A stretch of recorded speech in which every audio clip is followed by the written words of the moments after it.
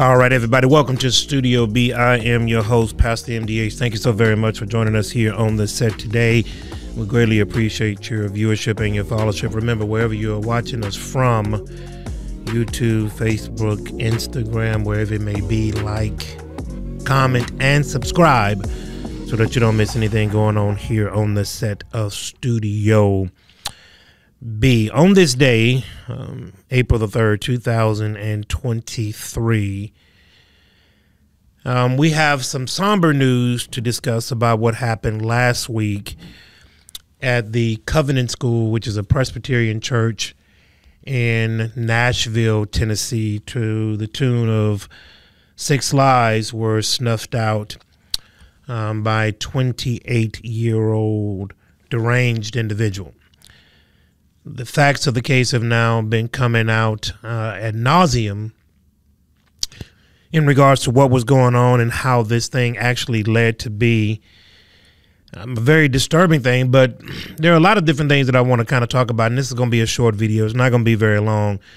It's not going to even be controversial. We're just going to deal with the facts of the case. We got 28-year-old Audrey Hale, who was a transgender female who had previously graduated from or went to the school previously, but had been suffering with mental issues as a 28-year-old transgender, a woman that lived life as a male.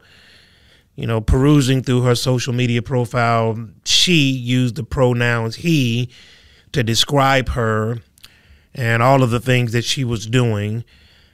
And for the last year and a half, almost 2 years, have been under care for mental issues concerning things that she had going on in her life, that she felt like she was not being accepted and that she was confused about who she was.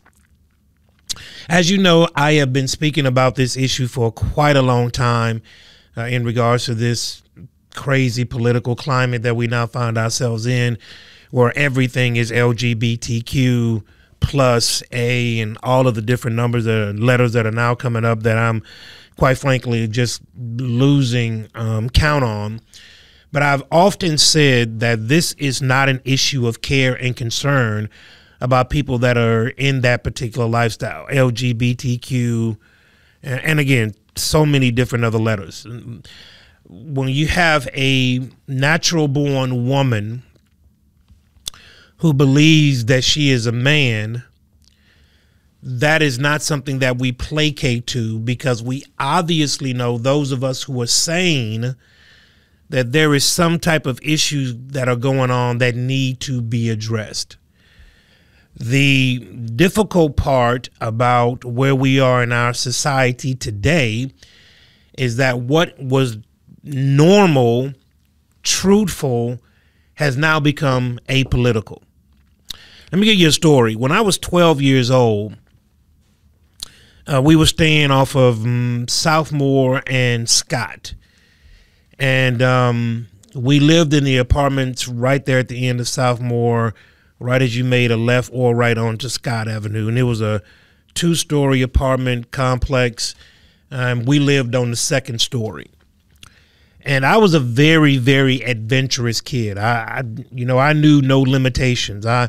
I enjoyed being outside, and when my mom would punish me and say that I couldn't go outside, I mean, it was the end of the world to me, because I loved being outside. And I was a very adventurous child, willing to try anything. And my favorite childhood hero growing up was Superman, by far. Superman was my guy.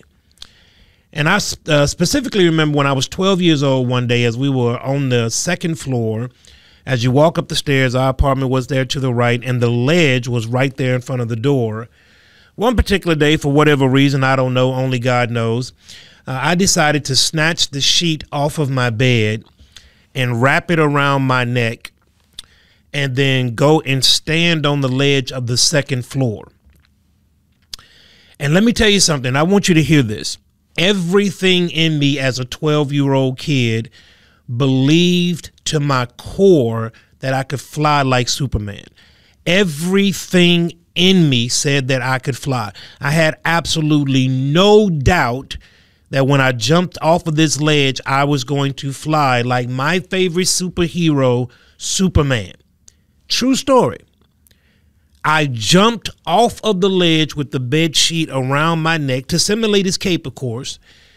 And as I jumped off of the ledge with full assurance that I was going to fly, my reality quickly converged with gravity and truth, unmovable truth. No matter how much this little 12-year-old boy believed in the depths of his being that he could fly like Superman, the facts of life determined that I could not fly.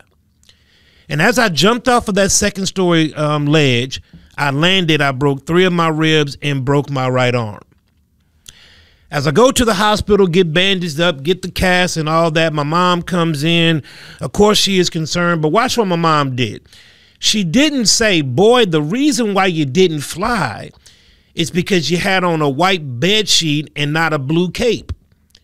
She didn't say the reason why you didn't fly was because you didn't have the S on your chest. She didn't say the reason why you didn't fly is because you launched wrong. That's not what my mama said. My mama came in concerned as a parent because a child had jumped off of a second-story balcony believing that he was Superman. To every pore of his being, he believed that he was Superman. But my mom knew that the fantasy that I enjoyed as a child was indeed just that, a fantasy. She didn't go along, no matter how deeply I felt about it, my mom understood the value of truth and relaying to my child that no matter what you feel about being Superman, there's no way on God's green earth that you're going to jump off of that second-story floor and fly like him. That is a make-believe land, and you live in the land of reality.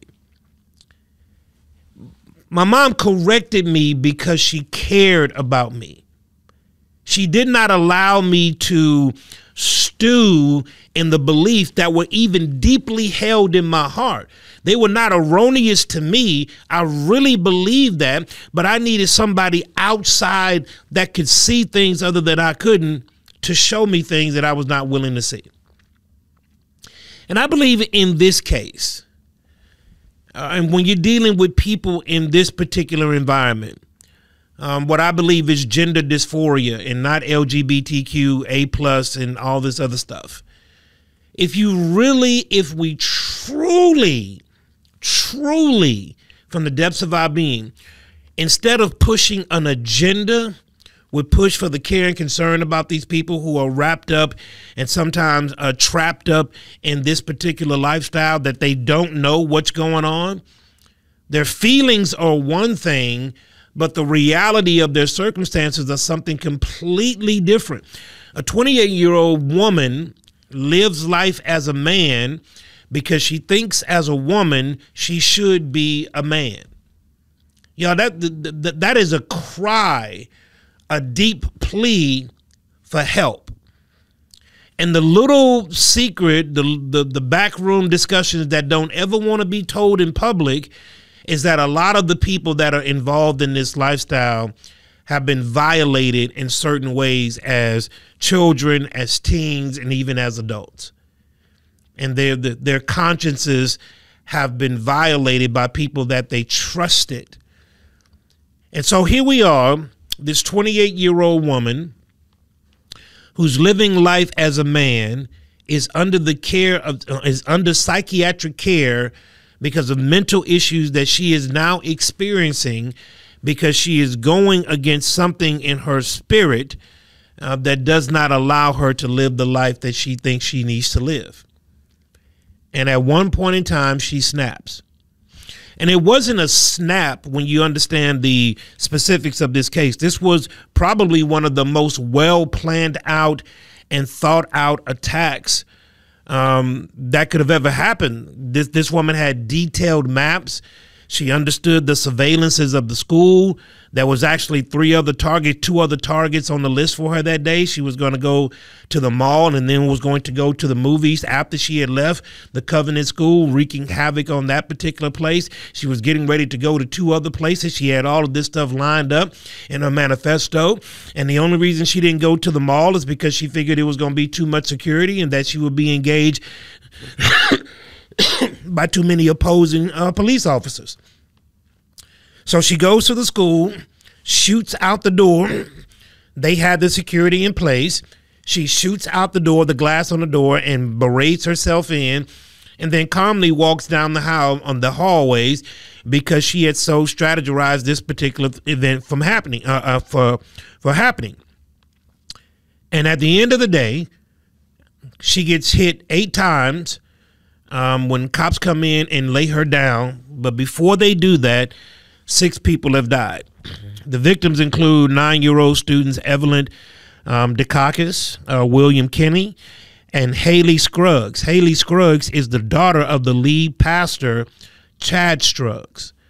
She is the daughter of the lead pastor that was killed at 9 years old. Cynthia Peak, 61, believed to be a substitute teacher. Catherine Kuntz, a 60-year-old head of school. And Mike Hill, a 61-year-old custodian. These seem to be random shootings. She didn't go looking for these people in particular.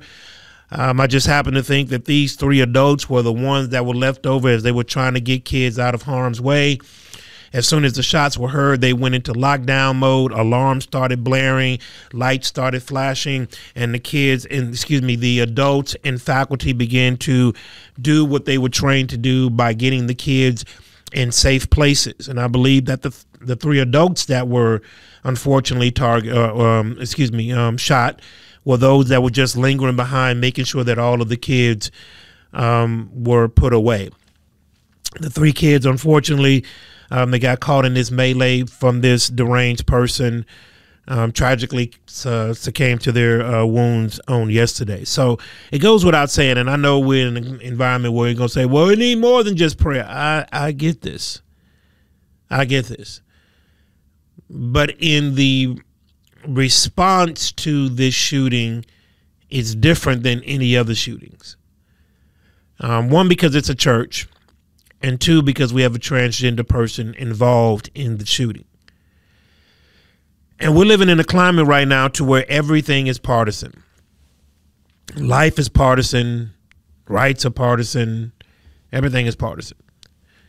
But what does God say about this?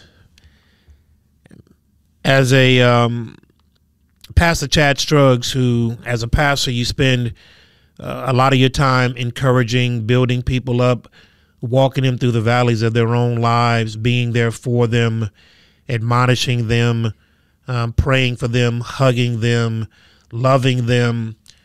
And then in the moment of time of walking somebody through their valley, you walk into your own valley.